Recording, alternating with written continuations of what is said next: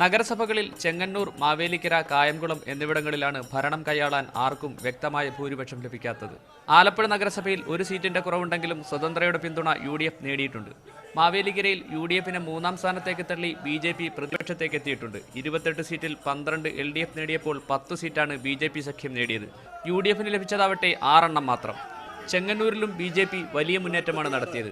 ഇവിടെ 2 സീറ്റിന്റെ വ്യത്യാസമാണ് LDFുമായി BJPക്കുള്ളത്. 12 സീറ്റ് നേടിയ UDF ഭരണം നിലനിർത്താനുള്ള തീവ്ര ശ്രമത്തിലാണ്. കായംകുളത്ത് ആകെയുള്ള 44 സീറ്റിൽ 19 എണ്ണത്തിൽ വിജയിച്ച് LDF ഒന്നാമതെത്തിയെങ്കിലും കേവല ഭൂരിപക്ഷത്തിന് 23 വേണം. ഇവിടെയും BJPക്ക് 7 സീറ്റുണ്ട്.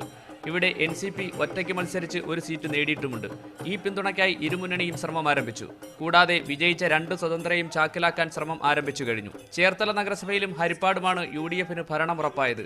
ചേർത്തലയിൽ 35ൽ 19 നേടി ഭരണമുറപ്പിച്ചപ്പോൾ LDFന് ലഭിച്ചത് 14. BJPക്ക് ഇവിടെ അക്കൗണ്ട് തുറക്കാനായിട്ടുമില്ല. പുതുതായി രൂപം കൊണ്ട ഹരിപ്പാട്ട് 29ൽ 22 നേടിയാണ് UDF ഭരണം ഉറപ്പാക്കിയത്. U Shaiju, media 1, Alappuzha.